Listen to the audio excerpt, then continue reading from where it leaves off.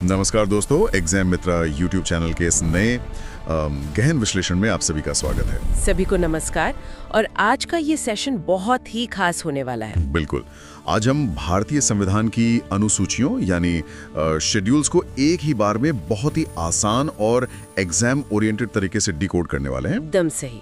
और जो भी छात्र एसएससी, यूपीएससी, पीसीएस या रेलवे की तैयारी कर रहे हैं, उनके लिए ये टॉपिक बहुत ज्यादा महत्वपूर्ण है। अगर आपको इसका पीडीएफ या हैंड रिटन नोट्स चाहिए तो आप हमारे व्हाट्सएप चैनल से जुड़ सकते हैं जी, जिसका लिंक नीचे डिस्क्रिप्शन बॉक्स में पिन किया गया है, तो एक बार जरूर चेक कर लें। तो आइए बिना समय गंवाए शुरू करते हैं। सबसे पहले बुनियादी सवाल पर आते हैं।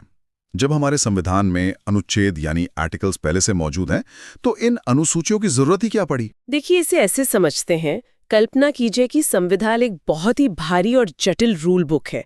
अगर हर बार किसी राज्य का नाम बदलने पर हमें मुख्य किताब के पन्नों को काटना छांटना पड़े तो कितनी अफरा तफरी मचेगी। अरे वो तो पूरा ढांचा ही बिगड़ जाएगा, है ना? बिल्कुल। इसलिए अनुसूचियों का मुख्य काम चीजों को वर्गीकृत करना यानी कैटेगराइज और अपडेट करना है। ये एक सर्विस एरिया की तरह है जहां से पूरी बिल्डिंग की मरम्मत होती है। क्या बात है, बहुत ही सटीक उदाहरण है। तो अब हम बात करते हैं अनुसूची 1 की।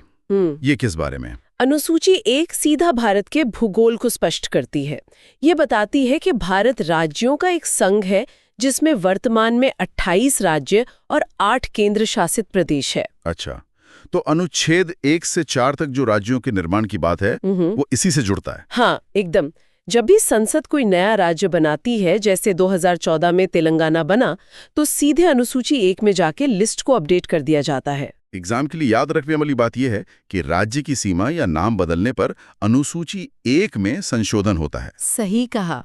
अब आते हैं अनुसूची 2 और 3 पर। हमारे पीडीएफ ब्लूप्रिंट में एक बहुत ही रोचक वेतन बनाम शपथ का टेबल दिया हुआ है। हाँ, मैंने देखा वो टेबल।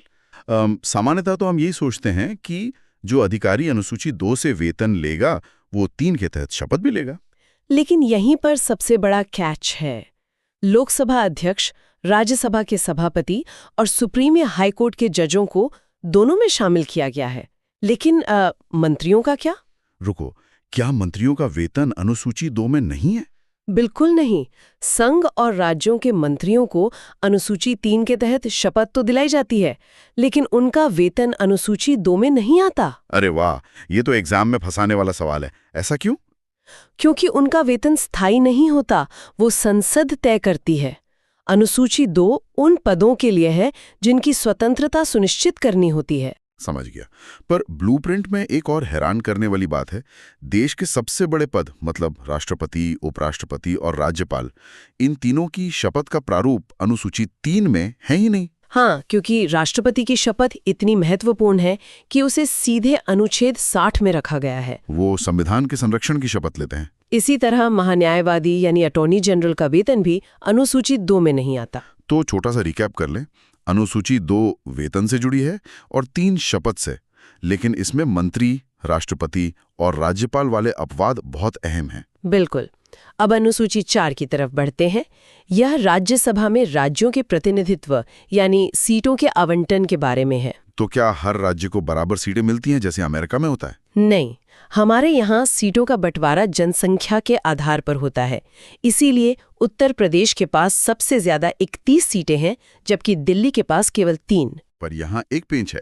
ये जनसंख्या आज की नहीं है, बल्कि 1971 की जनगणना पर आधारित है, जो 2026 तक लागू रहेगी। हाँ, और ये इसलिए किया गया ताकि जिन दक्षिण भारतीय राज्यों ने जनसंख्या नियंत्रण में अच्छा काम किया था, उन्हें संसद में कम सीटों का नुकसान न उठाना पड़े। तो एग्जाम के लिए रिकैप ये है कि अनुसूची 1 से 4 भारत के राज्य, अधिकारियों के वेतन, शपथ और राज्यसभा की सीटों का बुनियादी ढांचा तय करते हैं। एकदम सही। अब देश के सामान्य ढांचे से बाहर निकलते हैं और बात करते हैं उन क्षेत्रों की जिन्हें विशेष प्रशासन की जरूरत थी। अनुसूची 5 और 6। इसमें मुझे हमेशा कंफ्यूजन होता है। अगर अनुसूची 5 में पूरे देश के जनजातीय क्षेत्रों यानी ट्राइबल एरियाज का प्रशासन शामिल है, तो अनुसूची 6 को अलग से बनाने की क्या जरूरत थी? यह बहुत ही शानदार सवाल है। इसके लिए हमें बोर्डोलोई समिति की सिफारिशों को देखना होगा। अनुसूची 6 केवल 4 पूर्वोत्तर राज्यों के लिए है, क्योंकि यहाँ की जनजातियां अत्यधिक पिछड़ी और अलग थलग थीं। ये 4 राज्य कौन से? इन्हें आप AMTM से याद रख सकते हैं। असम, मेघालय, त्रिपुरा और मिजोरम। AMTM। ठीक है। और PDF में जो ADC ब्लूप्रिंट है उसके बारे में क्या? हाँ, इन 4 राज्यों में 10 स्वायत्त जिला परिषदें या ADC हैं। असम में 3, मेघालय में 3, मिजोरम में 3 और त्रिपुरा में 1। और हर ADC में 30 सदस्य होते हैं, है ना? 26 निर्वाचित और 4 राज्यपाल द्वारा मनोनीत। बिल्कुल। और सबसे बड़ी बात, इन परिषदों के पास कृषि, वन और पुलिस जैसे विषयों पर कानून बनाने की शक्ति होती है। लेकिन यहाँ मैं श्रोताओं को एक चेतावनी देना चाहूंगी। नोट्स में साफ लिखा है कि हालांकि इनके पास कानून बनाने की शक्ति है, लेकिन इन शक्तियों को निलंबित करने या वीटो करने का एकमात्र अधिकार सिर्फ राज्यपाल के पास होता है। एकदम सटीक। तो 5 और 6 जनजातीय अधिकारों की रक्षा करते हैं। अब आते हैं अनुसूची 7 पर, जो सत्ता के टकराव को रोकती है। शक्तियों का विभाजन, जो हमने ऑस्ट्रेलिया के संविधान से लिया है। इसमें 3 सूचियां हैं: संघ सूची, राज्य सूची और समवर्ती सूची। जी, संघ सूची में मूल रूप से 97 विषय थे जो अब 100 हो गए हैं। राज्य सूची में 66 से 61 हो गए हैं और समवर्ती सूची में 47 से 52 विषय हैं। पर मेरा एक सवाल है, अगर समवर्ती सूची के किसी एक ही विषय पर, मान लीजिए शिक्षा पर, केंद्र और राज्य दोनों अपना अपना कानून बना दें, तो किसकी चलेगी? ऐसी स्थिति में अनुच्छेद 254 के तहत टकराव होने पर हमेशा केंद्र का कानून ही मान्य होगा, राज्य का कानून रद्द हो जाएगा। मतलब पलड़ा केंद्र का ही भारी है। तो एग्जाम के लिए रिकैप यह है कि अनुसूची 5 और 6 जनजातीय क्षेत्रों के लिए हैं और 7वीं केंद्र राज्य के भी शक्तियों की लक्ष्मण रेखा खींचती है। सही। अब शक्तियों को बांटने के बाद उस अनुसूची पर आते हैं जो देश को जोड़ती है। अनुसूची 8 यानी भारत की राजभाषाओं का सफर। ये बहुत ही दिलचस्प है। मूल संविधान में तो केवल 14 भाषाएं थी, जो आज 22 हो गई हैं। हाँ, और ये सफर 3 मुख्य संशोधनों से तय हुआ।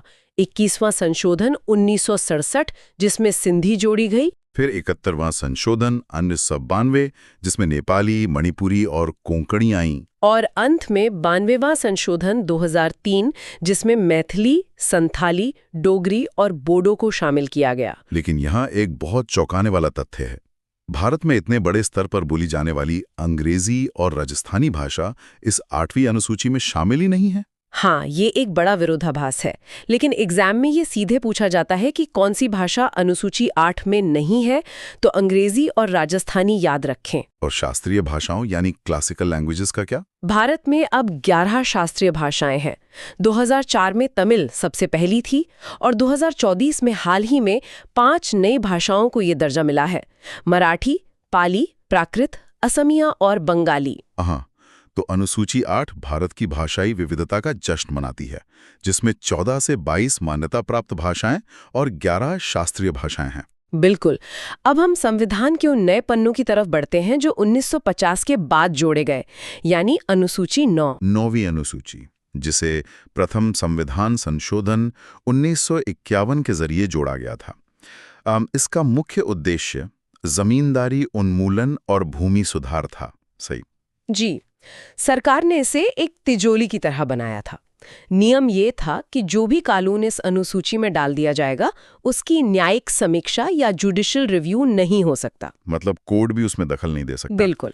लेकिन हमारे ब्लूप्रिंट में 24 अप्रैल 1973 को एक ऐतिहासिक विभाजक रेखा बताया गया है। इस दिन क्या हुआ था? इस दिन केशवानंद भारती केस का फैसला आया था। सुप्रीम कोर्ट ने साफ कर दिया कि 1973 के बाद अगर 9वीं अनुसूची में कोई ऐसा कानून डाला जाता है जो मौलिक अधिकारों का उल्लंघन करता है, तो कोर्ट उसे अमान्य कर सकता है। मतलब तिजोरी का तारा टूट गया। हाँ। ये एग्जाम के लिए बहुत ही जरूरी पॉइंट है। अब अनुसूची 10 की बात करते हैं। दल बदल विरोधी कानून या एंटी डिफेक्शन लॉ। हाँ, 1980 के दशक की वो आया राम गया राम वाली राजनीति तो आपको याद ही होगी। अरे बिल्कुल, पैसे और सत्ता के लालच में रातों रात पार्टी बदल लेना। इसी को रोकने के लिए 52वें संशोधन 1985 के जरिए अनुसूची 10 लाई गई। इसके तहत अनुचित तरीके से पार्टी बदलने पर या व्हिप का उल्लंघन करने पर विधायक की सदस्यता रद्द कर दी जाती है। तो अनुसूची 9 ने भूमि सुधारों को दिशा दी और 10 ने राजनीति में ईमानदारी सुनिश्चित की। अब सत्ता को दिल्ली से निकालकर गांव तक ले जाने की बारी है। बिल्कुल, और ये हुआ 1992 के ऐतिहासिक संशोधनों से, अनुसूची 11 और अनुसूची 12। अनुसूची 11 यानी 73वां संशोधन, ये पंचायती राज या ग्राम स्तर की बात करता है, जिसमें पंचायतों को काम करने के लिए 29 विषय दिए गए हैं। और अनुसूची 12 74वां संशोधन नगर पालिका या नगर स्तर के लिए है, जिसमें 18 विषय हैं। यहाँ एग्जाम के लिए एक शानदार फैक्ट बता दूं, भारत का पहला नगर निगम मद्रास था। अरे वाह, मद्रास! तो 11 और 12 ने लोकतंत्र को स्थानीय बनाया। अब हम इस एपिसोड के सबसे मजेदार हिस्से पर आते हैं, मेमोरी ब्लूप्रिंट। इन 12 अनुसूचियों को उंगलियों पर कैसे याद रखें? अंग्रेजी में याद रखने की बहुत ही बढ़िया ट्रिक है, SPORTS, DLL और DPM। चलिए इसे डिकोड करते हैं। S से स्टेट्स, P से पेमेंट यानी वेतन, O से ओथ्स यानी शपथ, R से राज्यसभा, T से ट्राइब्स और S से स्पेशल ट्राइब्स। ये हो गई 1 से 6। फिर DLL, D से डिवीजन ऑफ पावर, L से लैंग्वेज और L से लैंड रिफॉर्म। और आखिरी DPM यानी 10 से 12, D से डिफेक्शन या दल बदल, P से पंचायत और M से म्यूनिसिपल। लेकिन जो हमारी हिंदी वाली मजेदार ट्रिक्स हैं वो तो और भी कमाल हैं। बिल्कुल, जैसे अनुसूची 2 नंबर से वेतन। हाँ, और अनुसूची 3 अक्षर की श प थ। अनुसूची 4 को याद रखिए, 4 लोग राय देते हैं यानी राज्यसभा। और 5 और 6 के लिए 5 बजे छुट्टी हुई और 6 बजे ATM गए। ATM यानी AMTM, असम, मेघालय, त्रिपुरा, मिजोरम। अनुसूची 7 और 8 साथ में रहना मतलब सूचियां, और 8वां है भाषा। अनुसूची 10 तो सबसे आसान है, 10 से 10 दल बदल, और अंत में एक करके गांव विकसित होगा, मतलब 11वीं पंचायत, फिर हम घर से बाहर नगर जाएंगे यानी 12वीं नगर पालिका। इन ट्रिक्स ने तो संविधान को हमेशा के लिए दिमाग में सेव कर दिया है। तो दोस्तों, अगर हम इस पूरी चर्चा को समेटें तो ये सिर्फ एक कानूनी ढांचा नहीं है, ये कहानी है कि कैसे भारत अपनी सीमाओं, अपनी भाषाओं और अपने अंतिम नागरिक को एक सूत्र में पिरोता है। बिल्कुल, और अंत में मैं एक विचारोत्तेजक सवाल छोड़ना चाहूंगी। आज हमारा जीवन आर्टिफिशियल इंटेलिजेंस, डेटा प्राइवेसी और साइबर स्पेस से चल रहा है। हाँ, डिजिटल दुनिया का राज है। तो जिस तरह 1950 के बाद जमींदारी और दल बदल को रोकने के लिए नई अनुसूचियां जोड़ी गईं, तो क्या आने वाले कुछ वर्षों में डिजिटल अधिकारों और भविष्य की तकनीक को रेगुलेट करने के लिए संविधान में 13वीं अनुसूची जोड़ने का समय आ गया है? क्या बात है! ये सच में सोचने वाली बात है कि क्या हमारे संविधान का अगला पन्ना डिजिटल होगा। इस पर जरूर विचार करें। मुझे उम्मीद है कि संविधान की अनुसूचियां आपको बहुत अच्छे तरीके से समझ में आ गई होंगी। कमेंट में लिखकर जरूर बताएं। और दोस्तों, अगर आपको हमारा ये गहन विश्लेषण थोड़ा सा भी पसंद आया हो तो वीडियो को लाइक करें और अपने साथी विद्यार्थियों के साथ शेयर करें। PDF के लिए WhatsApp चैनल ज्वाइन करना ना भूलें। आज के लिए बस इतना ही। जय हिंद।